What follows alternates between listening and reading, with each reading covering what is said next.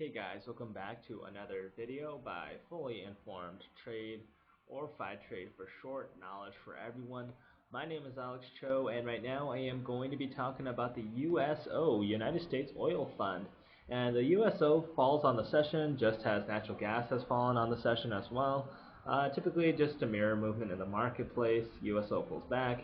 And I think that the support area right here, I think it's going to hold on for a couple more days before it might fall further because the dollar continues to rally. So a stronger dollar is bad for the oil market, bad for the natural gas market, bad for commodities in general, bad for stocks in general. And it's generally good news for the treasury market, which I'll talk about soon. But basically, USO falls. It's falling because of a stronger dollar trade. Volume is extremely high, which in foresight basically comes down to perhaps this will be a temporary negative move that might find some support right there, and then it could consolidate on this trend line for a while, could head a little higher before it continues to fall. So keep that in mind when trading USO. The fundamental factors behind the falling prices in crude oil hasn't really changed.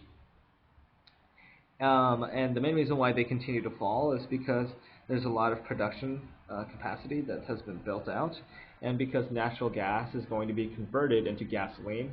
And since natural gas prices are so cheap right now, crude oil has to compete with dirt cheap natural gas prices.